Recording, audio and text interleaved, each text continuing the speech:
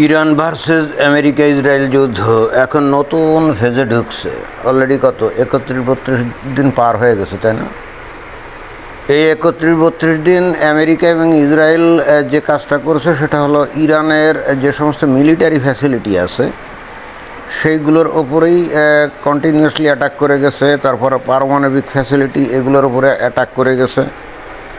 তারপরে তাদের যে মিসাইল সাইলো টাইলো যেখানে অস্ত্র গুদাম টুদাম আছে ওইগুলোকে টার্গেট করে এবং একই সঙ্গে এই মিসাইল তৈরির প্রোডাকশন লাইন, খুচরো যন্ত্রাংশ প্রোডাকশন লাইন এগুলোর উপরে প্রিসাইজ অ্যাটাক করে বস্তুত ইরানের সামরিক ক্ষমতাকে দুর্বল করারই চেষ্টা করে গেছে, এই আশায় যে হয়তো বা ইরানের কাণ্ডজ্ঞান হবে এবং তারা হয়তো এই আমেরিকার সাথে কোনো একটা চুক্তি করবে।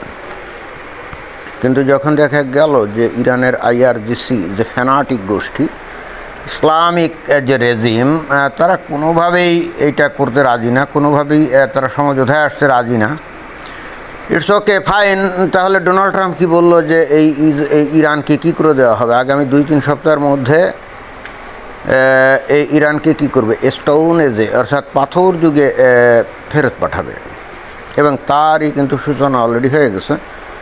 সর্বপ্রথমে আমরা এখন দেখতে পাচ্ছি যে এখন মনে হয় যে মিলিটারি টার্গেট আর তেমন কিছু নাই, অর্থাৎ এখানে ওখানে লুকানো যে সমস্ত মিসাইল টিজাইল আছে যেগুলো হয়তো গোডাউনের মধ্যে নাই, ওই পাহাড়ের গুহামুহা বা পাহাড়ের খাদে মাঝে বা ওই বেসামরিক স্থাপনায়, তো সেখান থেকে ওই মিসাইল এখনও মারে ইরান।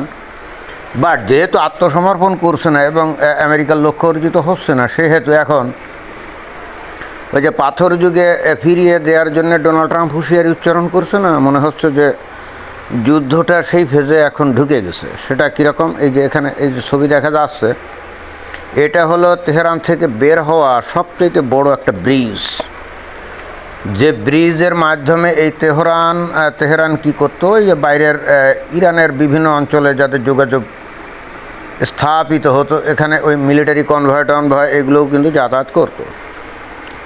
তো এখন ওই ব্রিজটাকে যে ধ্বংস করে দিয়েছে, একেবারে মাঝখানে বোমা মেরে এটাকে যে ভেঙে দিয়েছে, তাই না? তো তাহলে এখন যে কাজটা শুরু হয়ে গেছে, অর্থাৎ অবকাঠামো, যোগাযোগ ব্যবস্থা এগুলোকে ধ্বংস করা হচ্ছে। এবং শুধু তাই না, যে সমস্ত হাইওয়ে আছে ওইগুলার ওপরও বোমা মারা নাকি শুরু হয়ে গেছে। এখনও অবশ্যই এনার্জি সেক্টরে বোমা মারে নাই, তবে মনে হচ্ছে যে আর 2-1 দিন ওয়েট করার পর হয়তো এখনও যে এনার্জি সেক্টরগুলো আছে অর্থাৎ পাওয়ার স্টেশনগুলো আছে সেগুলোকে ধ্বংস করবে, অর্থাৎ গোটা ইরানকে অন্ধকার বানিয়ে দিবে। অর্থাৎ সেই স্টোন এজে অবশ্যই তখন ইলেকট্রিসিটি ছিল না, তাই না? স্টোন এজ অর্থাৎ ওই যে মানে পাথর যুগে তখন তো আর ইলেকট্রিসিটি ছিল না, তো মানুষ তো অন্ধকারের মধ্যেই থাকতো। তো মনে হচ্ছে যে আগামী 1 সপ্তাহের মধ্যে পুরো ইরানকে সেই অন্ধকার যুগ তথা স্টোন এজে ফিরিয়ে দিবে। আর যাতে করে এই মিলিটারিরা স্বচ্ছন্দে এখানে ওখানে চলাচল করতে না পারে, সেজন্য রাস্তাঘাটগুলোও কিন্তু এই বিভিন্ন স্থানে এরকম ধ্বংস করে দেওয়া হবে।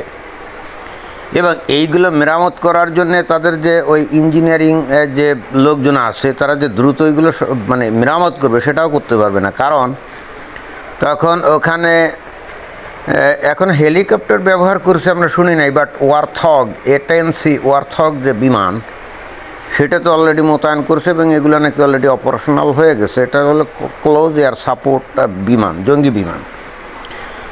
মেশিন গান আছে, গ্যাটলিং গান এবং ওই ছোটো কামান আছে। অতএব যদি এই ভাঙ্গা চূড়া অংশ এগুলো মেরামত করার জন্য ওখানে লোকজন যায়, তাহলে ওই এয়ারথগ বিমান দিয়ে একেবারে টার্গেট করে মারবে, অর্থাৎ ওই জায়গাগুলো তারা মেরামত করতেও পারবে না।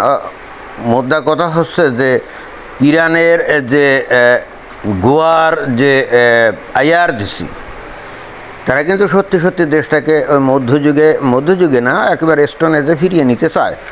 তারা তাদের জনগণকে কেয়ার করে না, তাদের দেশকে কেয়ার করে না, তারা শুধুমাত্র কেয়ার করে তারা ধর্মযুদ্ধ করছে। And that's why they want either be a martyr or a victorious over non-Muslims, kafirs, right? তো এ পর্যন্ত যেটা দেখা যাচ্ছে এখানে ভিক্টোরিয়াস হওয়ার তো কোনো সম্ভাবনা আমরা দেখি না। তবে এখন যদি ওই এই IRGCর মানে আবেদন নিবেদনে দোয়া খায়রে আল্লাহর কাছে, যদি বলে যে ঠিক আছে আবাবিল পাখি পাঠাও অথবা ফিরিস্তা পাঠাও, কিন্তু সেক্ষেত্রেও আবাবিল বা ফিরিস্তা আসবে কিনা সন্দেহ আছে। আবাবিল পাখি আসলে ওদিকে তো ওই ইসরায়েল তাদের ওই কি ব্লু স্প্যারো মিসাইল নিয়ে বসে আছে, অর্থাৎ নীল চড়ুই পাখি, রাইট? সুতরাং নীল চড়ুই পাখির কাছে কি আবাবিল টিকবে কি জানি, অথবা এরা হয়তো ইমাম মাহাদির অপেক্ষাতে আছে যে নাকি ঘোড়ার পিঠে চড়ে চলে আসবে হাতে তরবারি নিয়ে। এখন ইমাম মাহাদি এই আমেরিকা আর ইসরায়েলের যে মিসাইল, যে বিমান F-35, F-22 Raptor, F-15, F-16, এয়ারথগ, A-10C, মানে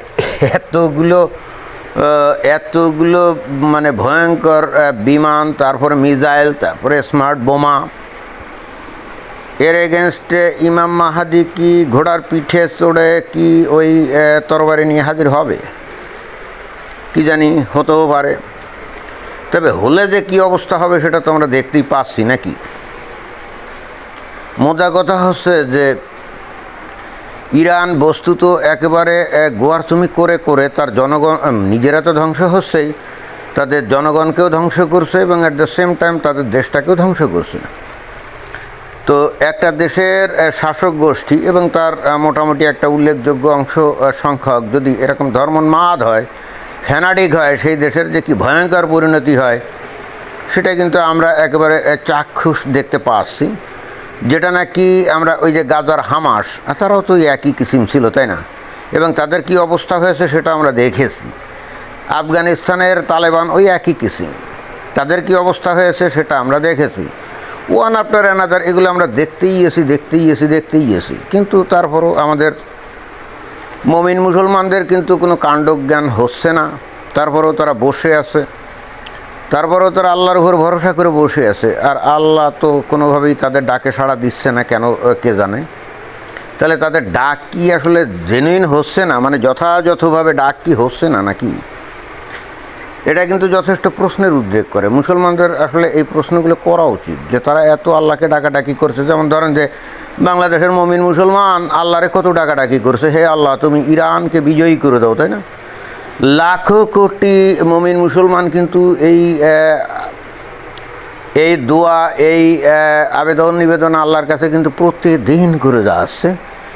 এরপরেও আল্লাহ কিন্তু তাদের ডাকে সাড়া দিচ্ছে না। এখন তাহলে মানে কি তাদের ডাক আসলে ঠিকঠাক মতো হচ্ছে না, নাকি আদৌ আল্লাহ নাই, কোনটা? খুবই জটিল প্রশ্ন, তাই না? এবং এটার উত্তর কী হবে জানি না। তবে খুব গোয়ারতুমি এবং ফ্যানাটিসিজম এর দ্বারা একটা দেশ এবং জাতি যে পুরো ধ্বংস হয়ে যেতে পারে তার একটা উজ্জ্বল নমুনা হয়ে এই ইরান মনে হয় হাজির হয়েছে। এবং গোটা বিশ্বকে এখান থেকে কী শিক্ষা তারা দিতে চায় একমাত্র ইরানিয়ানরাই জানে। তবে বাংলাদেশের মমিন মুসলমানদের এখান থেকে আমার শিক্ষণীয় অনেক কিছু আছে। তবে আমি নিশ্চিত তারা আবার এখান থেকে কোনো কিছু শিখবে বলে আমার কাছে মনেও হয় না। তো এটাই ছিল বক্তব্য। ধন্যবাদ।